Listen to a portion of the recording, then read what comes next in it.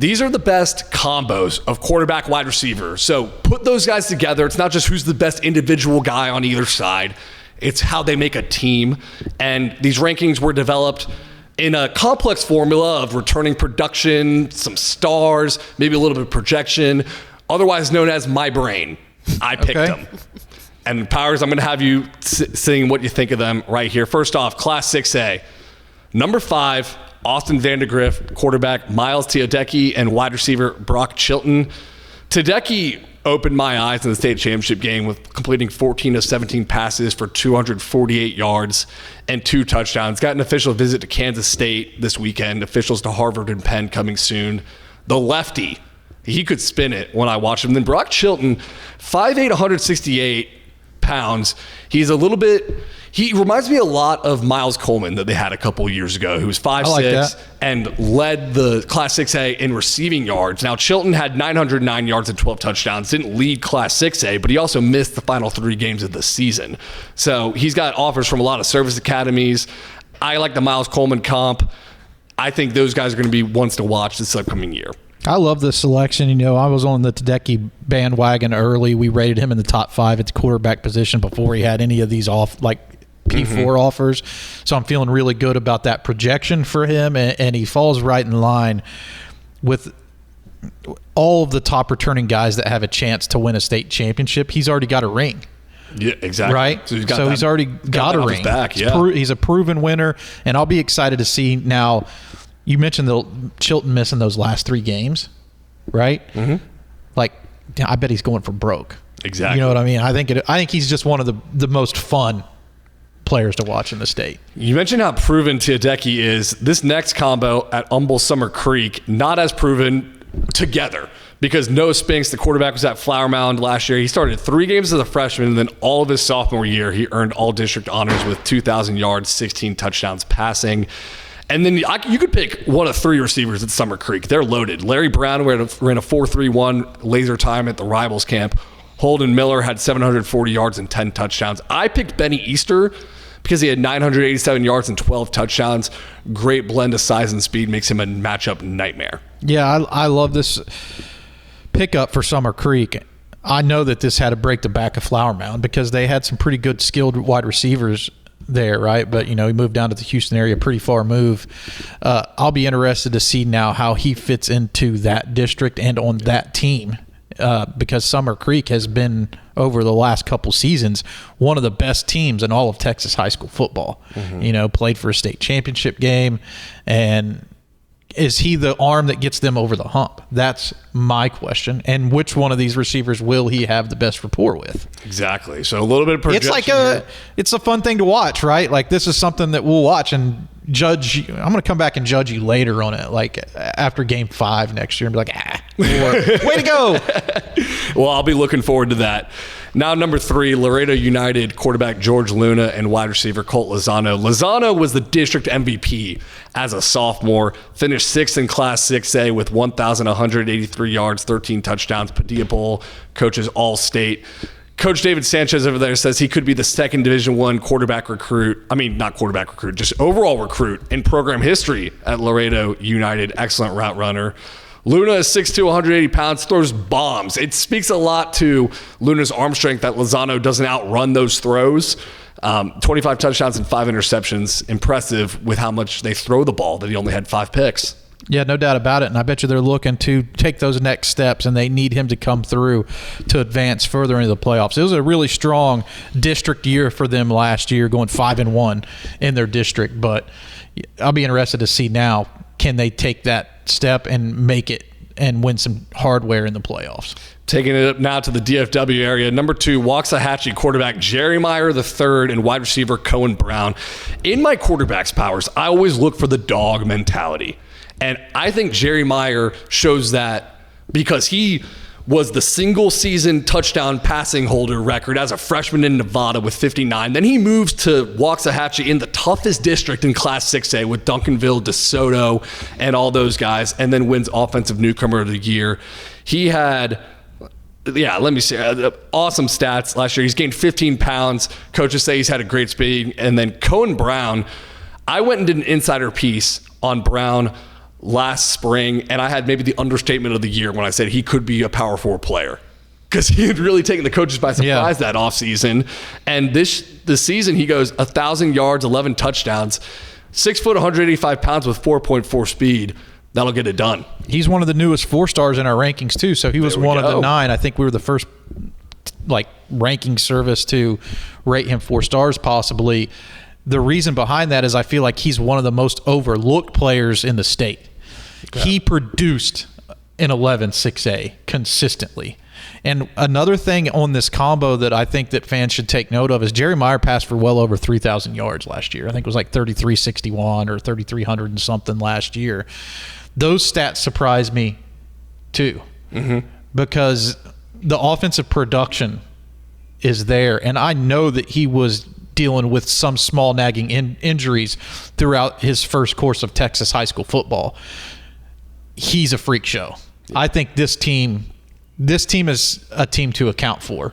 Not only an 11-6A, but what happens when they get to the playoffs. I'm calling my shot now. Hatchie's going to the playoffs. I love that. And this is a loaded team. Jordan Smith from Groesbeck is now over at Waxahachie as well, giving them a different dynamic.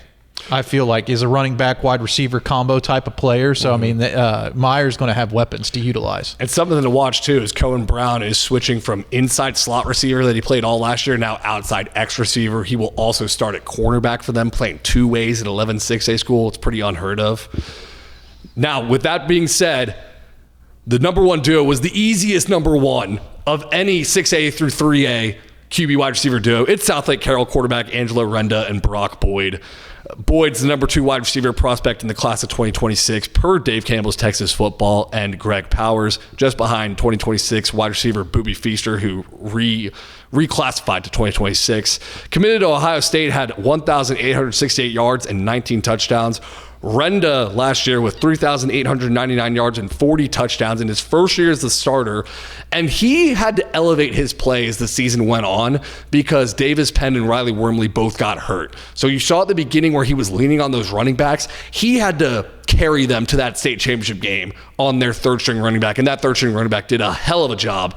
But Renda became the leader of that offense. And Davis Penn will be back in the backfield this year for Southlake, overcoming an injury that he suffered during the season last year. I think this one was a layup. You did a tremendous job here. I'm not going to argue against your number 1 selection because I do think that, I mean, Brock Boyd, he's a stat producer. I think, what did you say, 1,800 something yards? Numbers don't lie, man. Yeah, numbers don't lie, and I'm excited to see what they're going to do this year. They were one of the top teams to watch last year, and it was a combo that really caught fire last season, and now coming back this year for even more. So no qualms from Powers about my Class 6A rankings. Let's take it on to 5A, see if we could say the same. Starting off at number 5, it's Pflugerville Weiss quarterback Jackson Shad and wide receiver Trey Moore. Shad is asked to start last year as a freshman at a 5A school because Jax Brown, the returning quarterback, gets injured in a scrimmage. And, man, he goes 2,689 yards, 32 touchdowns on a 71% completion rate, showing some guts as a freshman to start that whole year. And Moore is 6'3", 200 pounds, had 562 receiving yards last year. I expect those numbers to improve this year because Adrian Wilson was the number 1 last year, who signed with Colorado. I believe he's at, where's Adrian Wilson? He's in, last I saw, he's in the transfer portal. He's in the transfer portal now, but signed with Colorado, was a high 4-star type player. So those are my Pflugerville Weiss. That's my QB wide receiver duo from there. Yeah, I love that pick too because I think Trey Moore is one of the breakout players in all of Texas high school football this year. I'd be shocked if he didn't go for 1,000 yards. The only thing I think that could keep them from that is what goes on with the head coaching position. You know, Coach Hughes is no longer at Weiss. He's moved to Mesquite Horn, I believe. And how will they now carry that program forward? Will it be the same? Will it be different? Those are my questions about the production for these two, but I think that on-the-field product has already been proven. Shad did a tremendous job last year. Yep. Like, that was a tough spot to be put in. Jax Brown was like the man and just suffered a heartbreaking injury. Now at Arkansas State, by the way. So his D1 future is there. But the team didn't have much of a setback because Shad played so well. Yeah, it speaks a lot to his character to step in like that. Now, number 4, we're going Iowa Colony, quarterback Carson White and wide receiver Jaden Warren. White is a junior, and this will already be his 3rd year starting. Jackson Shad's following that Carson White trajectory. Yep. District Offensive MVP last year, led the team to back-to-back 12-win seasons. And then Warren, 6'2", 195 pounds, runs a 4.4. The calling card for both these guys is competitiveness in dual sport roles. Warren runs track. Carson plays baseball and track. That's my number 4 spot. Look, you're not going to get an argument from me on this one because I'm still a big believer that Jaden Warren is going to pop off even more stats this year. He's a problem. Mm-hmm. When you're that big and can run that well, good luck. Exactly. Good luck. Number 3, we're going Red Oak in the DFW area with Billy Middleton III and wide receiver Braden Robinson. So these dudes have been friends since the 1st grade. Talking to Coach Melvin Robinson at Red Oak, who is Braden's dad. Robinson had 79 catches for 1,400 yards, 15 touchdowns. Last year, runs a 10.44 in the 100-meter. He's a 4-year starter on varsity. Student of the game, coach's kid. They say cliches like that because they're true most of the time. And then Billy Middleton III, I think he's one of the big sleepers in the quarterbacks for the class of 2026. Unanimous first-team all-district selection with 3,334 yards, 6'2", 170 pounds, Also a first-team all-district center fielder, runs track. He's got 2 offers from Missouri State and San Jacinto State. But this will be the first time Robinson, as head coach, has had a multi-year starter at Red Oak. Billy Middleton coming back this year in 2025 should be exciting to watch. That's a good shout there about the first-time multi-year starter. That's important. I really feel like that's important. Braden Robinson's my number 1 rated slot wide receiver in the 2026 class in Texas. I think he's the best of the best. And the reason why that is he plays so hard. So competitive. He is a ball of electricity on the field, and whether he's returning a punt or a kick or catching the ball over the middle, he has those dynamic qualities, but he can stretch you out a little bit. Like, he has some field stretching quality because of his speed and his hands. He can get open. He's obviously got quickness to bust open those underneath routes, but he surprises me with this down the field ball winning ability. I'll be interested to see what you think of this next pick, Powers. I'm going Waco University quarterback Savoy Nichols and wide receiver London Smith. So talking to the coaches there, Savoy and London are there before school working out in the weight room. They're there after school for hours working on the routes and working on the fine points there. They've been all gas, no brakes this offseason. Mallory and Ish loved Savoy Nichols when they saw him against Lampasas. He threw a game-winning touchdown pass. They said he was a sophomore then, very toolsy. He's 6'5", a little raw at that point. I think he's had a really good offseason, picked up a Midwestern State offer. And then what else can you say about London Smith? 45 catches, 626 yards, and 5 touchdowns. Seems like, okay, why is he number 2? That was done in 5 games last year. He got injured.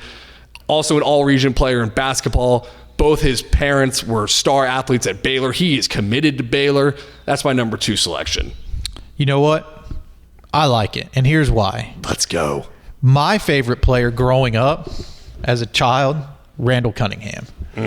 Philadelphia. I know my Dallas Cowboys people are going to be like on me for that, but I can't help it. Like, Randall Cunningham was so fun to watch. I love the dynamic ability that he brought to the table. But the thing that I can recall back as I think about him playing is he just had like this whip-like action as he threw the ball. And my heartstrings tugged on me a little bit when I watched Savoy Nichols throw in pads, that it reminded me of my childhood. Right? The Randall Cunningham shout-out. I love it. So Savoy Nichols, he's one of these guys that just continues to fly under the radar and shouldn't be. He has the raw abilities that colleges are going to be looking for in this position and the arm strength. London Smith, that writes itself. Yep. He's one of the top players in the state.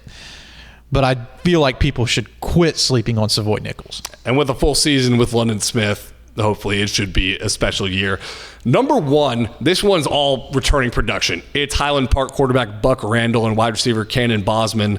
Randall was the first Highland Park sophomore to start at quarterback since Matthew Stafford, and then turned in 3,899 yards and 40 touchdowns, led them to their first state championship game appearance since 2018 when Chandler Morris was there. Bosman, 1,100 yards, 12 touchdowns. He flashed in the Lone Star game that I watched. Also broke the Highland Park 100-meter dash record with 10.66. Wow.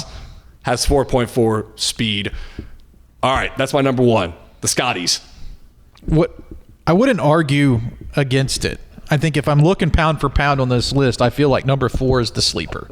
Okay. Right, with Iowa Colony. I feel like they're probably a little low. I feel like they're a team that has a chance to pop off and potentially win a state championship behind that combo. But Buck Randall and Cannon Bosman are right there with them, right? And there are a lot of believers out there in Cannon's skill set. And I'm one of them.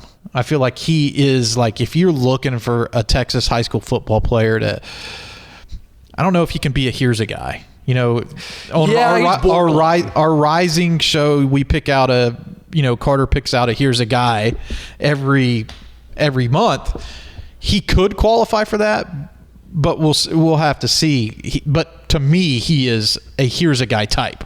He's on Does the that watch make list. sense? He's on the watch list right now. Yeah, I like that. All right, Vina, how are we doing in the comment section? Anyone got any gripes? Anyone got any suggestions about where they'd rank guys? Let me check Instagram. Going into the Instagram comment section. Going into the gram. Tillis Corey said safeties, Houston area, be on the lookout for Griffin Tillis. All right. I'll be looking for the safeties in the Jacobs, Houston area then. Staten, Blue Devil. Yep. When they're on our top safeties list coming out later, I'll have those Houston safeties. So are we doing 3A and 4A next? Let's run through 4A and 3A. We are going to do it. These are the funner ones for me because I know less about 4A and 3A players. Obviously, as somebody that covers recruiting, I have to go to a lot of top-end 6A games throughout my travels, but I get just as passionate about some of these smaller school stars, and there's some good names on this list. So if you got something, maybe we won't go to you after everyone, but if you got something, hop in. All right, sounds good to me. All right, Class 4A, number 5, Sealy quarterback Kane Kilo and athlete Elijah Sanders. A lot of these guys are athletes because they play everywhere. Kilo is 6'3", 220, 2,326 passing yards, and then 879 rushing yards. Him running quarterback power is an absolute nightmare.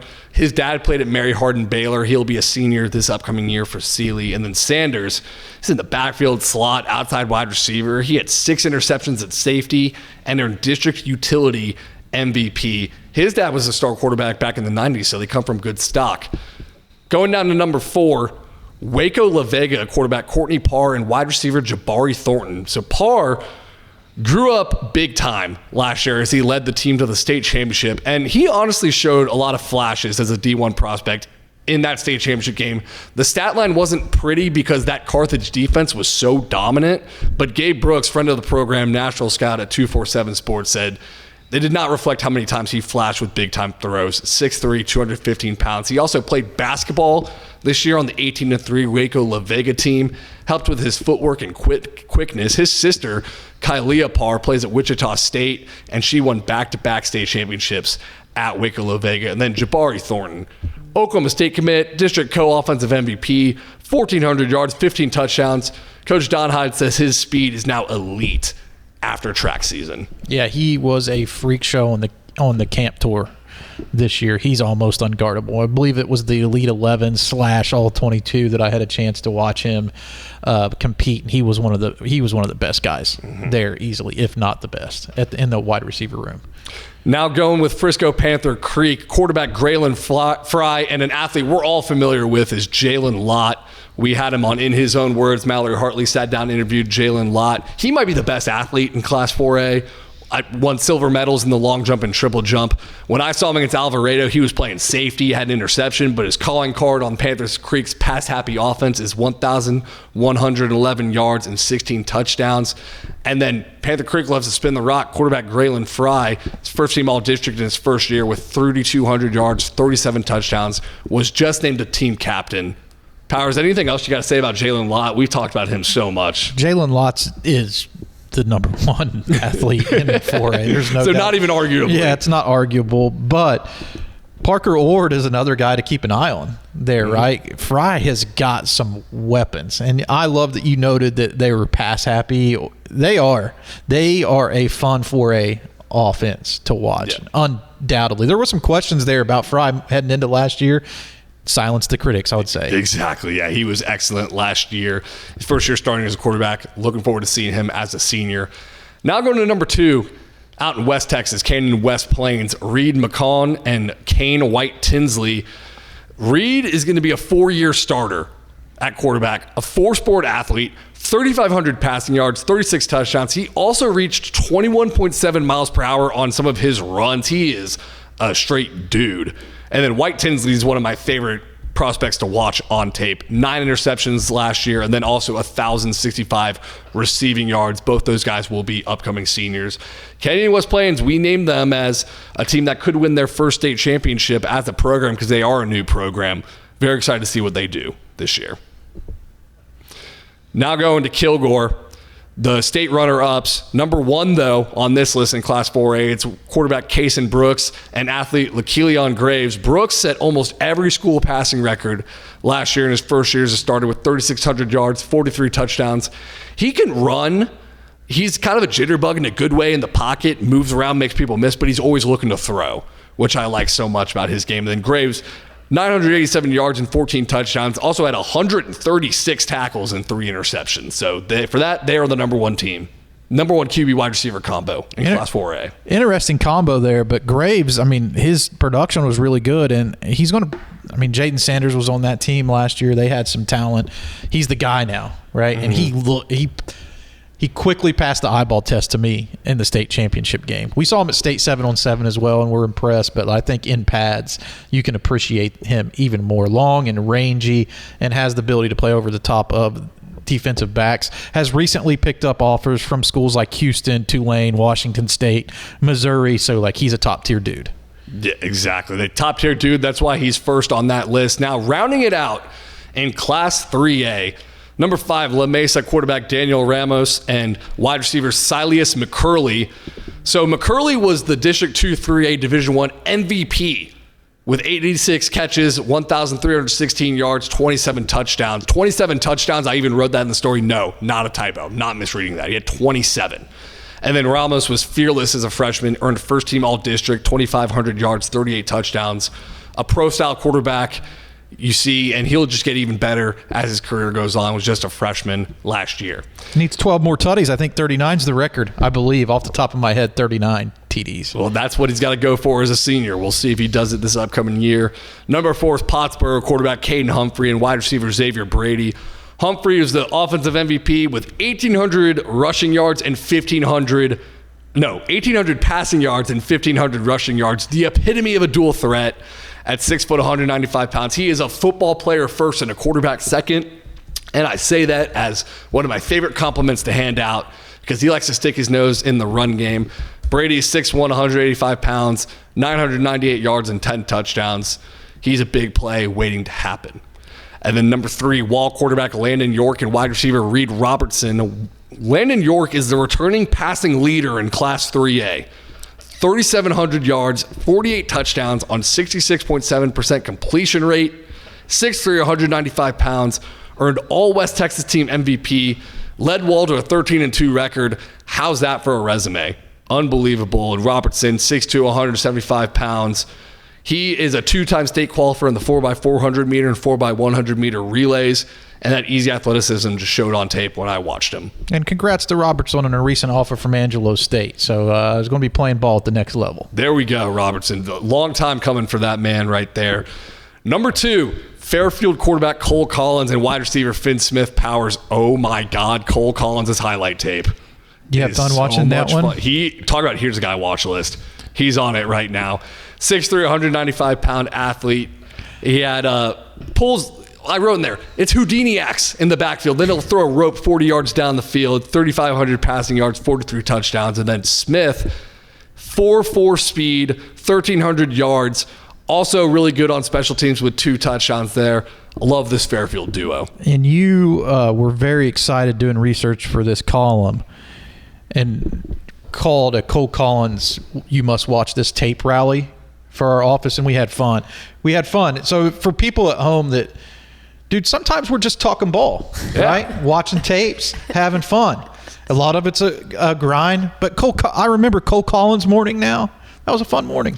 Sometimes recruiting, when you're covering these guys, it's not all science. Sometimes it's just art. Sometimes you just feel something when you watch the highlight tape. Yeah, I had some. They just be guys being dudes. Yeah, I'll stop. Number one quarterback wide receiver duo. It's Winsboro, quarterback Noli Carroll, and wide receiver Camden Capehart. Talk about another fun highlight tape. You want to see what is hold on, Capehart's 100-meter time. Oh, he's like a 10-1. You see it on tape. Like, you watch this tape, you're like, that is what a 10-1 looks like. That's what a back-to-back 100-meter dash champion in 3A looks like. Mississippi State commit, 1,300 yards and 25 touchdowns. And then Noli Carroll, you expect, like, okay, he's got Camden Capehart, like, he's just throwing it up to him. Carroll's a dude. He's slinging it out there. He's throwing long bombs, and it's a testament to his arm strength that Capehart can't outrun those throws. 6', 175-pound gunslinger. He's the first team all-district quarterback with 2,771 yards and 23 touchdowns. Capehart has one of my favorite recruiting stories in this class, and we need to dive into it. We've covered it a little bit. He had a day where he picked up multiple offers and was playing multiple sports, going to multiple games. Mm-hmm.